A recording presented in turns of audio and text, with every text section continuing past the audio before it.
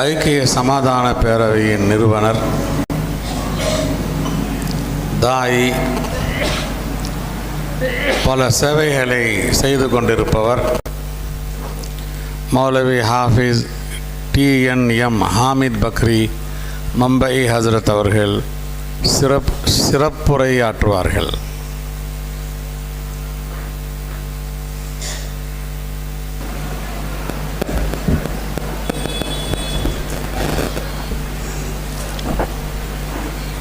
அஸ்ஸலாமு அலைக்கும் வரஹ்மத்துல்லாஹி வபரகாத்துஹு.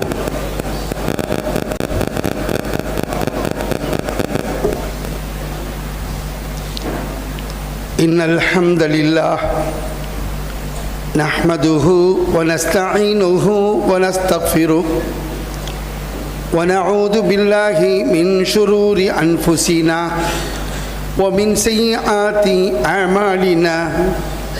من يهده الله فلا مضل له ومن يضلل فلا هادي له وأشهد أن لا إله إلا الله وأشهد أن محمدا عبده ورسوله. أما بعد فأعوذ بالله من الشيطان الرجيم. بسم الله الرحمن الرحيم. يا أيها الذين آمنوا اتقوا الله حق تقاته ولا تموتن إلا وأنتم مسلمون. எல்லாம் வல்ல அல்லாஹுவின் நல்லடியார்களே, லால்பேட்டை மாநகரில் நடைபெறுகிற புனித மஜ்லிஸுல் புகாரி ஷரீஃப் சபையின் பொன்விழா நிகழ்ச்சியில் மண்பைகள் சங்கமம் நிகழ்ச்சியில்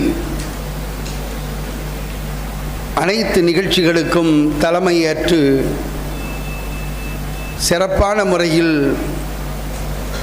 தமது ஆளுமையை வெளிப்படுத்தி நம்மையெல்லாம் வழிநடத்தி கொண்டிருக்கிற சங்கைக்குரிய தலைவர் அவர்களே,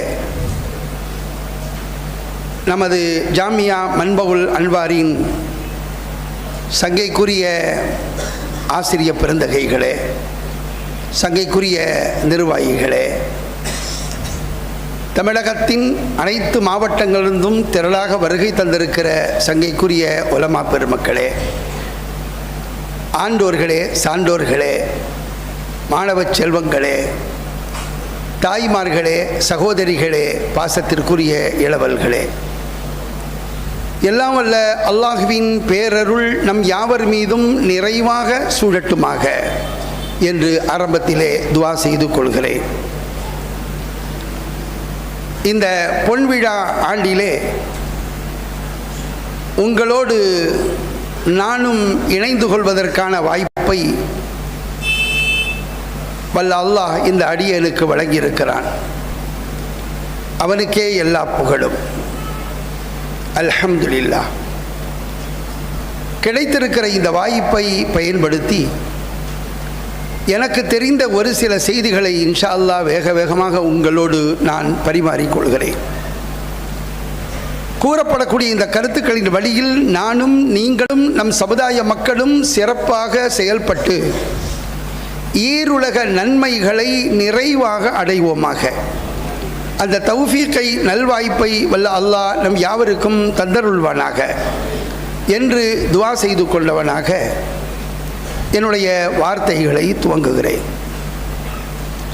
அன்பான பெருமக்களே, வல்ல அல்லாஹு தஆலா மனித குலத்துக்கு எண்ணிறந்த உபகாரங்களை வழங்கியிருக்கிறான். அவன் வழங்கி கொண்டிருக்கிற ஒட்டுமொத்த உபகாரங்களுக்கும் தலையாய உபகாரங்களாக இரண்டு உபகாரங்களை கூறுகிறான். ஒன்று, அவன் அருளிய அருள்மறையாம் அல் குர்ஆன். அல்லாஹ் குர்ஆனிலே சொல்கிறான், அர் ரஹ்மான் அல்லமல் குர்ஆன், நானே அளவற்ற அருளாளனாக நிகரற்ற அன்பாளனாக இருக்கிறேன். ஏன் தெரியுமா? உங்களுக்கு நான் குர்ஆனை கற்றுக் கொடுத்தேன் என்று சொல்கிறான். அவனுடைய அருள்களின் தலையாய இரண்டாவது அருள் அவன் அனுப்பி அருளிய முஹம்மது ஸல்லல்லாஹு அலைஹி வஸல்லம் அவர்களுடைய தூய்மையான வாழ்க்கை. அல்லாஹ் குர்ஆனிலே சொல்கிறான், லக்கத் மன்னல்லாஹு அலல் முஃமினீன இத் பஅஸ ஃபீஹிம் ரசூலம் மின் அன்ஃபுஸிஹிம் என்கிற வசனத்தின் தொடர்ச்சியிலே, உங்களுக்கு நான் மகத்தான உபகாரம் செய்திருக்கிறேன், உங்களிருந்தே ஒரு தூதரை உங்களுக்கு நான் அனுப்பியிருக்கிறேன், அவர்கள் இந்த வேத வசனங்களை உங்களுக்கு ஓதி காட்டுகிறார்கள், வேதத்தை கற்றுக் கொடுக்கிறார்கள், அதன் ஞானத்தை கற்றுக் கொடுக்கிறார்கள், அப்படிப்பட்ட உங்களை பரிசுத்தப்படுத்துகிறார்கள், அப்படிப்பட்ட ஒரு தூதரை உங்களுக்கு நான் அனுப்பி பேருபகாரம் செய்திருக்கிறேன் என்று அல்லாஹ் சொல்கிறான். ஆக அவன் அருளுகிற ஒட்டுமொத்த உபகாரங்களுக்கும் தலையாய 2 உபகாரங்கள். ஒன்று, அவன் அருளிய அருள்மறையாம் அல் குர்ஆன், அவன் அனுப்பி அருளிய முஹம்மது ஸல்லல்லாஹு அலைஹி வஸல்லம் தூய்மையான வாழ்க்கை. அன்பான பெருமக்களே, இந்த குர்ஆன் அருளப்படுவதற்கு முன்னால், இந்த தூதர் அனுப்பப்படுவதற்கு முன்னால் மனித குலம் எப்படி இருந்தது என்றால், அல்லாஹ் சொல்கிறான், வஇன் கானூ மின் கப்லு லஃபீ லலாலின் முபீன் என்று சொல்கிறான். மனித குலம் எப்படி இருந்தது என்றால் தெளிவான வழிகேட்டில் இருந்தது என்று சொல்கிறான். வழிகேடு என்று நிறுத்தி கொள்ளாமல், ஃபீ லலாலின் என்று நிறுத்தி கொள்ளாமல், ஃபீ லலாலின் முபீனின் தெளிவான வழிகேட்டிலே இருந்தார்கள் என்று அல்லாஹ் சொல்கிறான். தெளிவான வழிகேடு என்றால் என்ன பொருள்?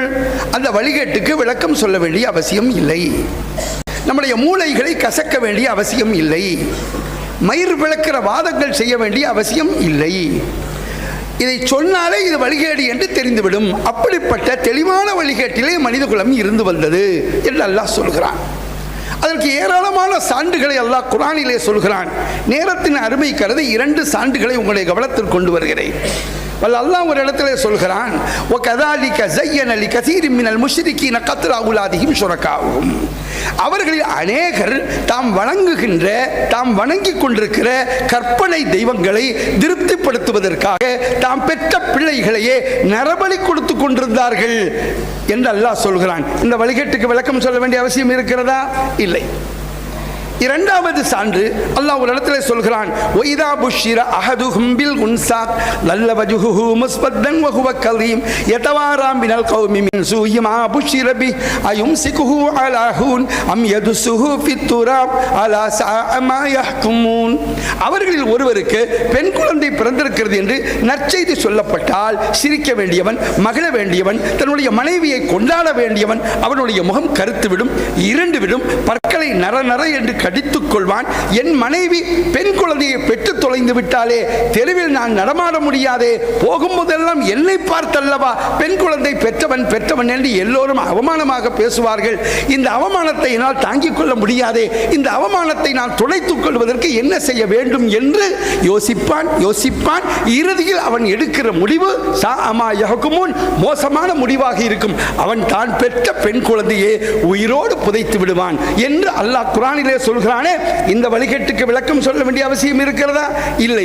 சொன்னாலே தெரிந்து விடுகிறது. ஆக மனித குலம் இந்த குர்ஆன் அருளப்படுவதற்கு முன்னால், இந்த தூதர் அனுப்பப்படுவதற்கு முன்னால் மனித குலம் எப்படி இருந்தது என்றால் தெளிவான வழிகேட்டிலே இருந்தது என்று அல்லாஹ் தஆலா சொல்கிறான். என் அன்பான பெருமக்களே, எப்போது குர்ஆன் அருளப்பட்டதோ, எப்போது முஹம்மது ஸல்லல்லாஹு அலைஹி வஸல்லம் அனுப்பப்பட்டார்களோ, அந்த முஹம்மது ஸல்லல்லாஹு அலைஹி வஸல்லம் இந்த குர்ஆனின் செய்திகளை உலகமெங்கும் பரவ செய்வதற்கு முதல் கட்டமாக தாம் வாழுகின்ற அந்த பகுதியில் இருக்கிற மக்கள் அறியாமையிலே மண்டி கிடந்தார்களே, அவர்களிடத்தில் இந்த குர்ஆனுடைய செய்திகளை எடுத்துச் சொல்லி அறியாமையிலிருந்து அவர்களை மீட்டெடுப்பதற்கு அரும்பாடுபட்டு தன்னந்தனியாக இருந்து உழைத்து 23 ஆண்டு காலகட்டத்தில் தங்களுடைய உலகியல் வாழ்க்கை நிறைவடையக்கூடிய அந்த காலகட்டத்தில் அவர்கள் செய்த புனித ஹஜ்ஜின் போது திரண்டிருந்த மக்களுடைய ஜனத்தொகை 1,40,000 பேர் வரலாறு சொல்கிறது.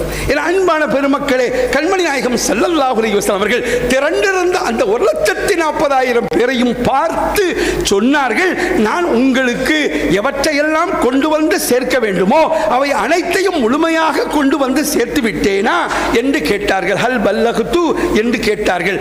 எல்லோரும் ஆமாம் ஆமாம் என்று ஏக குரலிலே சொன்னார்கள். அப்படி சொன்னதும் அல்லாஹும்ம ஷ்ஹத், இறைவா இதற்கு நீயே சாட்சியாக இருந்து கொள் என்று மும்முறை சொல்லிவிட்டு அந்த மக்களை பார்த்து சொன்னார்கள், இந்த சத்திய சன்மார்க்கத்தில் நுழைந்திருக்கிற என் மக்களே, சமுதாயமே, நீங்கள் எப்படி முன்னால் இருந்தீர்கள், வேறு வேறு கோணத்தில் இருந்தீர்கள், ஜாதிகளால், நிறங்களால், குலங்களால் வேறுபட்டு ஒருவருக்கொருவர் அடித்துக் கொண்டு, வெட்டி சாய்த்துக் கொண்டு, பேதம் பார்த்து கொண்டு, உயர்ந்தவன் தாழ்ந்தவன் என்று உங்களுக்கு இடையிலே இடைவெளியை ஏற்படுத்தி இருந்தீர்களே, மோசமான சூழலில் இருந்தீர்களே, அந்த நிலையிலிருந்து மீண்டு பாதுகாக்கப்பட்டு இன்று அழகான வசந்தமான இந்த மார்க்கத்திற்குள் நீங்கள் வந்து இப்போது நீங்கள் இறை அருள் பெற்றவர்களாக சிறக்கின்றீர்களே.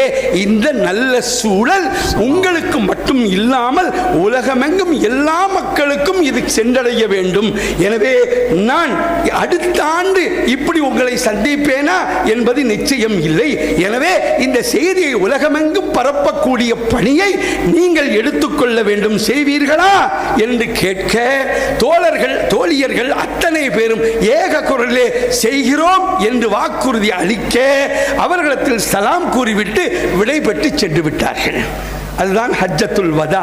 விடை பெறக்கூடிய காலகட்டத்தில் அவர்கள் செய்த ஹஜ்ஜு, அப்போது அவர்கள் ஆற்றிய அந்த இறுதி பேருரை இன்றும் வரலாற்றிலே பதிவு செய்யப்பட்டிருக்கிறது.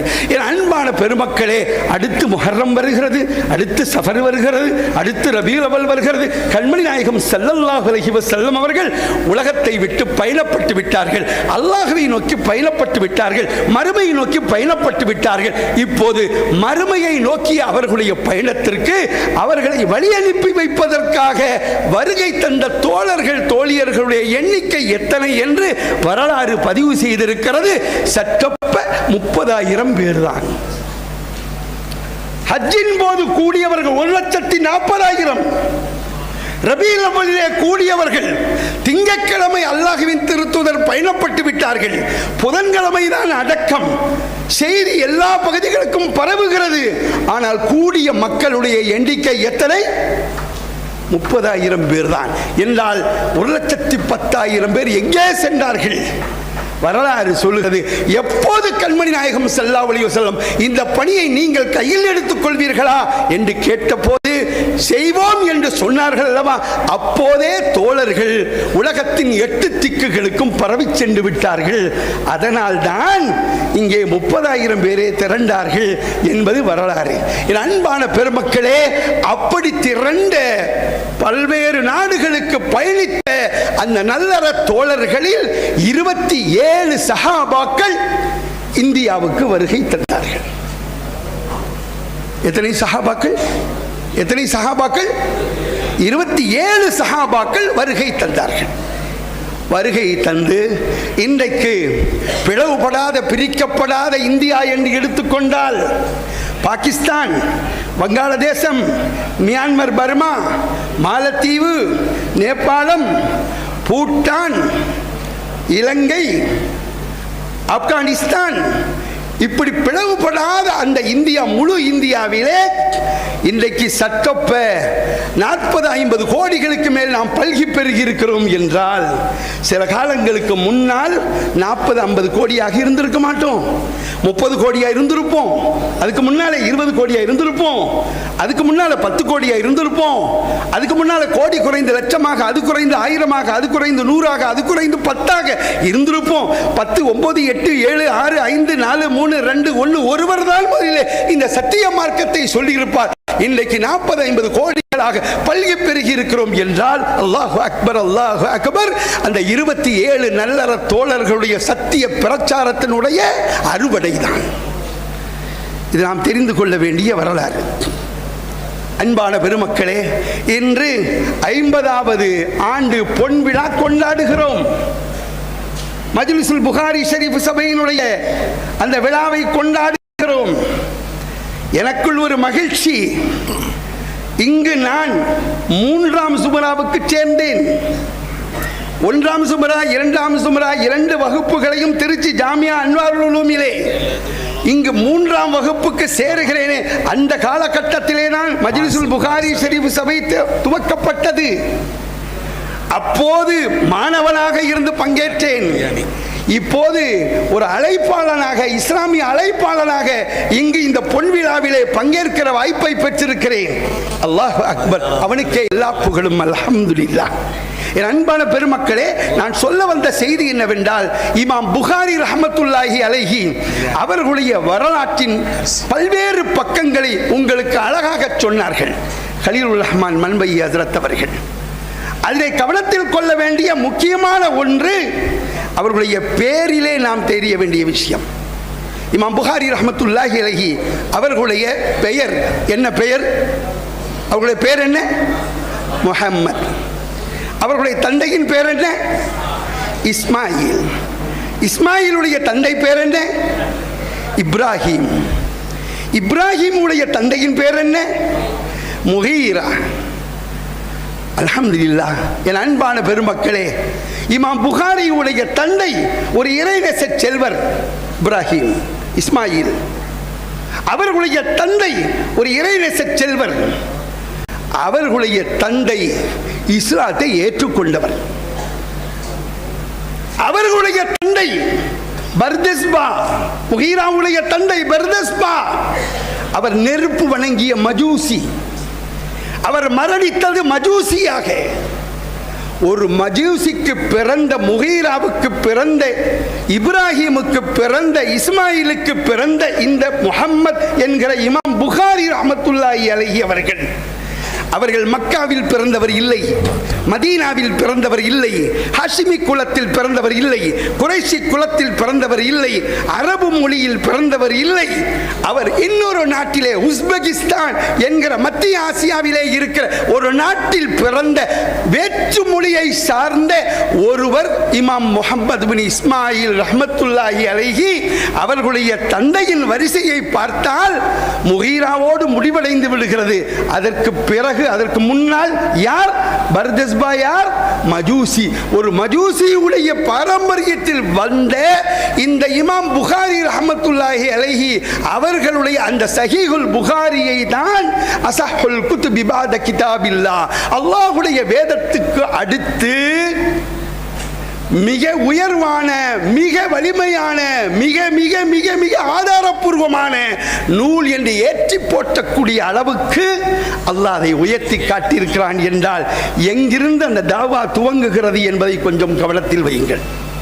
அன்பான பெருமக்களே, சஹீஹுல் புகாரியுடைய துவக்கம் பதுவுல் வஹி, வஹியினுடைய துவக்கம்.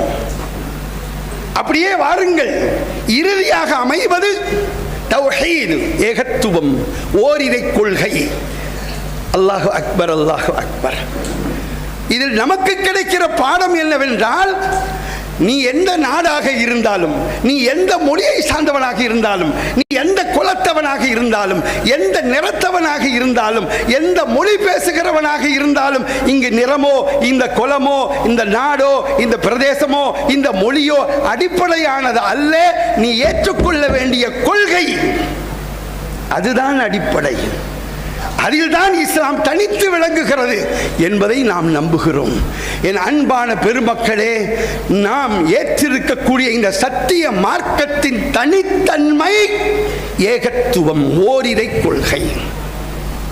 இந்த ஓரிரை கொள்கையில் சற்றும் பிசகாமல் சரியாக சென்று இணை கற்பிப்பினுடைய சாயல் படியாத அளவுக்கு தூய்மையான ஒரு வாழ்வு நெறிதான் இஸ்லாம் என்கிற நம்பிக்கை. அந்த நம்பிக்கையில் வாழுகிறோம் என்றால், அந்த நம்பிக்கையில் உள்ளவர்களை வார்த்தெடுக்கிறோம் என்றால், அதுதான் ஜாமியா மன்பவுல் அன்வாருடைய இலக்கு. ஜோதிகள், நூறுகள், பிரகாசங்கள் ஊற்றெடுத்து வருகிறது என்று மன்பவுல் அன்வார் என்று சொல்கிறோம் என்றால், ஒவ்வொருவரும் ஏகத்துவத்திற்கு, ஓரிரை கொள்கைக்கு சான்று பகரக்கூடியவர்களாக இருப்பது என்பது என்றால் புரிந்து கொள்ள வேண்டும். அல்லாஹ்வின் திருத்தூதர் எந்த சமூகத்தின் மத்தியில் போய் ஓரிரை கொள்கையை சொன்னார்களோ, அடி வாங்கினார்களோ, ஏற்று வாங்கினார்களோ, எல்லா வகையான சோதனைகளையும் எதிர்கொண்டார்களோ, அதன் வழியிலே வெற்றி கண்டார்களோ, அப்படிப்பட்ட மிகப்பெரிய சாம்ராஜ்யங்களை உருவாக்கினார்களோ, அவற்றின் வழியிலே செயல்படக்கூடிய அழைப்பாளர்களை உருவாக்கினார்களோ, அதனுடைய வாரிசுகளாக இருக்கிற நாம் கையில் எடுக்க வேண்டியது சத்திய கொள்கை. கொஞ்சமும் அதிலே பிசகாமல் இருந்து காட்ட வேண்டும் என்பதுதான் நமக்கு தரப்படக்கூடிய லட்சியம். இன்றைக்கு பார்க்கிறோம், இந்திய நாட்டிலே ஆளுகின்றவர்கள் நம்மை பார்த்து சொல்கிறார்கள், நீங்களும் சூரிய நமஸ்காரம் செய்ய வாருங்கள். என்ன பொருள்? சூரிய நமஸ்காரம், சூரியனை வணங்க வாருங்கள் என்று அழைப்பு விடுக்கிறார்கள். நாங்களும் சூரிய நமஸ்காரம் செய்கிறோம். நாங்கள் சொல்லுவது என்ன என்றால், நீங்களும் அதை செய்யக்கூடாது. சூரியனை வணங்கக்கூடாது, சந்திரனை வணங்கக்கூடாது, நட்சத்திரத்தை வணங்கக்கூடாது, மனிதனை வணங்கக்கூடாது, மகானை வணங்கக்கூடாது, கால்நடையை வணங்கக்கூடாது, இறைவனுடைய படைப்புகள் அத்தாட்சிகள் எதையும் வணங்கக்கூடாது, யாரையும் வணங்கக்கூடாது. வணங்கப்பட வேண்டியவன் ஒரே ஒருவன், லா இலாஹ இல்லல்லாஹ். அதை சொல்ல வந்தவர்கள் தான் முஹம்மதுர் ரசூலுல்லாஹ் என்கிற இந்த ஏகத்துவ கலிமாவிலும் தூதுத்துவ கலிமாவிலும் தோய்ந்திருக்கிற நம்மை பார்த்து சொல்கிறார்கள், சூரிய நமஸ்காரம் செய்ய நீங்களும் வாருங்கள். இப்படி ஒன்று ஆட்ட கடித்து மாட்ட கடித்து கடைசியில் மனிதனை கடைப்பது போல முத்தலாக்கு பிரச்சனை, வக்ஃபு பிரச்சனை, நாட்டிலே குடியிருப்பதில் பிரச்சனை, எதையும் தாங்கிக் கொள்ளலாம், கொள்கையை விட முடியாது, லட்சியத்தின் தௌஹீதை விட முடியாது. அது எங்களுடைய உயிர் மூச்சு. அதுதான் நாங்கள் பெற்றிருக்கிற கலாசாலைகள், சத்திய கலாசாலைகள் பெற்றிருக்கிற அடிப்படை பாடம்.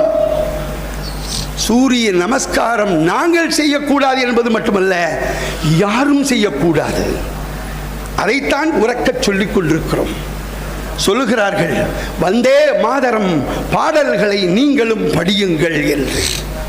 நாங்கள் சொல்கிறோம், வந்தே மாதரம் என்கிற பாடலை நீங்களும் படிக்கக்கூடாது என்று சொல்கிறோம். இந்த பூமி அல்லாஹ்வுக்கு சொந்தம், இந்த வானம் அல்லாஹ்வுக்கு சொந்தம், இந்த சூரியன், சந்திரன், நட்சத்திரம், மரங்கள், கடல்கள், திடல்கள் எல்லாம் அல்லாஹ்வுக்கு சொந்தம், யாருக்கும் சொந்தம் இல்லை, அவனுக்கு மட்டும்தான் சொந்தம். எனவே அவனை தான் வணங்க வேண்டும் என்று சொல்கிறோம். வந்தே மாதரம் என்றால் அந்த பாடலை நீங்கள், நேரத்தின் அருமை கருதி சுருக்கிக் கொள்கிறேன், அந்த வந்தே மாதரம் இருக்கிறதே அதனுடைய தமிழாக்கத்தை நீங்கள் படித்தால் அங்கு அவர்கள் நம்புகிற கடவுளுடைய பெயர்களை எல்லாம் சொல்லி இதையெல்லாம் நான் வணங்குகிறேன் என்று நாம் சொல்ல வேண்டும் என்று அவர்கள் பாடலை படிக்க சொல்கிறார்கள் என்றால், நம்முடைய முன்னோர்களாகிய கண்ணியத்திற்குரிய மிக பெரும் மார்க்க அறிஞர்கள் இதற்கு எதிராக அன்றே குரல் கொடுத்தார்களே, அதை நாம் இப்போதும் நினைவில் வைத்துக் கொள்ள வேண்டும். வல்ல அல்லாஹ் ஜல்ல ஷஅனஹு வ தஆலா நம்மிடமிருந்து அதைத்தான் எதிர்பார்க்கிறான். எனவேதான் அப்படிப்பட்டவர்கள் எல்லா அட்டூழியங்களையும் குஜராத்திலே செய்துவிட்டு, உத்தரப்பிரதேசத்திலே செய்துவிட்டு, பீகாரிலே செய்துவிட்டு, இப்போது தமிழ்நாட்டில் செய்து இந்த அமைதியான இந்த மண்ணை, இந்த அமைதி பூங்காவாக இருக்கிற இந்த தமிழ் மண்ணை கைப்பற்ற அதன் வழியாக தங்களுடைய நாராச விஷத்தனமான செய்திகளை, சிந்தனைகளை புகுத்தி நம்மை அடிமைப்படுத்தி நம் மார்க்கத்திலிருந்து அப்புறப்படுத்த நினைக்கிறார்களே, அதற்கு கொஞ்சமும் இடம் கொடுக்க மாட்டோம் என்பதுதான் நான் உங்களோடு பகிர்ந்து கொள்ளக்கூடிய செய்தி. எங்களுடைய கண்ணியத்திற்குரிய ஆசான், ஆத்மீக தந்தை, எங்களுடைய அல்லாமா ஷேகுல் ஜாமியா நூருல் அமீன் சானஹுல்லா ஹஃபிலஹுல்லா அவர்களிடத்தில் நாங்கள் முன்வைக்கின்ற கோரிக்கை என்னவென்றால், நாங்கள் அமானி ஹஸரத்தை பார்க்கவில்லை. அப்துல்லா ஹஸரத்தை பார்த்தவர்கள் இருப்போம், பார்க்காதவர்களும் இருப்பார்கள். ஆனால் நாங்கள் இப்போது உங்களை அமானி ஹஸரத்தாக பார்க்கிறோம், இப்ராஹிம் ஹஸரத்தாக பார்க்கிறோம், அப்துல்லா ஹஸரத்தாக பார்க்கிறோம், ஜக்கரியா ஹசரத்தாக பார்க்கிறோம். எங்களுடைய ஆசிரியர் தந்தைகளாக யார் யாரெல்லாம் இருந்தார்களோ, ஷேக் முகமது ஹசரத்தா, இஸ்மாயில் ஹசரத்தா, அப்துல் ரஹ்மான் ஹசரத்தா, அப்துல் ரப் ஹசரத்தா, அமானுல்லா ஹசரத்தா, அப்துல் அலி ஹசரத்தா, எத்தனை ஹசரத்துக்களை நாங்கள் கண்டறிந்திருக்கிறோமோ, பாடம் பெற்றிருக்கிறோமோ, அவர்களாக உங்களை பார்க்கிறோம். இங்கே நாங்கள் காண வேண்டிய செய்தி என்னவென்றால், எங்களுக்கு நீங்கள் இட வேண்டிய கட்டளை இப்படிப்பட்ட நிலையிலே ஷிர்க்கை கொண்டு வந்து தௌஹீதை அழித்து இஸ்லாமிய கட்டுப்பாடான மார்க்க நெறிந்து நம்முடைய சமுதாயத்தை அப்புறப்படுத்தி இந்த மண்ணை, தமிழ் மண்ணை அழிக்க நினைக்கிறார்களே, இப்படிப்பட்டவர்களை எதிர்த்து களம் காணக்கூடிய அளவுக்கு எங்களுக்கு நீங்கள் வழிகாட்ட வேண்டும் என்று கேட்டுக்கொள்கிறோம். இதுதான் நாங்கள் முன்வைக்கக்கூடிய கோரிக்கை. நாங்கள் மண்பைகளாக, உங்களுடைய மாணாக்கர்களாக, உங்களுடைய சேவகர்களாக நாங்கள் கட்டுப்பட்டு இந்த செய்திகளை நீங்கள் எங்கெல்லாம் கொண்டு போய் சேர்க்க சொல்வீர்களோ அப்படி செய்வோம். இந்த மண்ணை கைப்பற்றுவதற்காக 2026 கைப்பற்றுவதற்காக பெரும் முயற்சிகள் செய்து கொண்டிருக்கிறார்களே, சதித்திட்டங்களை தீட்டிக் கொண்டிருக்கிறார்களே, யார் யாரையெல்லாம் பகடைக்காய்களாக பயன்படுத்தி கொண்டிருக்கிறார்களோ, இப்படிப்பட்டவர்களுக்கு மத்தியிலே இந்த அமைதியான இந்த தமிழ் மண்ணை அழிக்கலாம் என்று நினைக்கிறார்களே, கொஞ்சமும் அதற்கு நாங்கள் இடம் கொடுக்க மாட்டோம். மஜூசியினுடைய பாரம்பரியத்தில் வந்த இமாம் புகாரி ரஹ்மத்துல்லாஹி அலைஹி அவர்கள் எப்படி சத்திய சன்மார்க்கத்தை உலகமெங்கும் பரப்புவதற்கு காரணமாக இருந்தார்களோ, அப்படிப்பட்டவர்கள் காயிதே மில்லத்தும் ஹைருல் மில்லத்தும் கைகோர்த்து அரசியலும் ஆன்மீகத்திலும் இரட்டை குல துப்பாக்கிகளாக இருந்து அவர்கள் செய்த அர்ப்பணிப்பான அந்த புரட்சிகள் இருக்கிறதே, அந்த புரட்சிகளுடைய பாதையிலே செல்வதற்கு நாங்கள் காத்திருக்கிறோம். உங்களுடைய உத்தரவை, கட்டளையை எதிர்பார்த்து என்று கூறியவனாக கிடைத்திருக்கிற இந்த வாய்ப்பை பயன்படுத்தி நான் கூறியிருக்கிற இந்த கருத்துக்கள் வழியில் வல்ல அல்லாஹ் எப்போதும் நம்மை நிலைக்க செய்வானாக, மகத்தான வெற்றியை தந்தருள்வானாக, இஸ்லாத்திற்கு மகத்தான வெற்றியை தந்தருள்வானாக, இந்த மண்ணை அமைதியான மண்ணாக ஆக்கி தந்தருள்வானாக.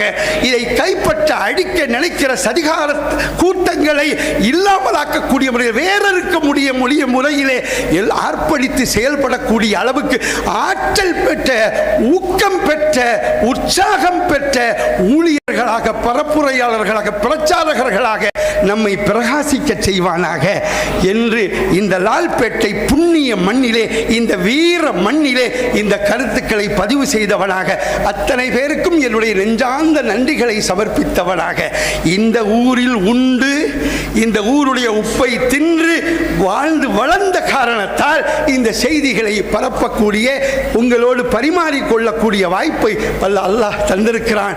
எனவே வாழ்நாள் உள்ளளவும் இதே வழியில் நிலைத்து நிற்கிற நற்பாக்கியத்தை எனக்கும் உங்கள் யாவருக்கும் எல்லாம் வல்ல அல்லாஹ் தந்தருள்வானாக என்று துவா செய்தவனாக என்னுடைய வார்த்தைகளை நிறைவு செய்கிறேன். வாஹிரு தஅவானா அனில் ஹம்துலில்லாஹி ரப்பில் ஆலமீன். வஸ்ஸலாமு அலைக்கும் வரஹ்மத்துல்லாஹி வபரகாத்துஹு.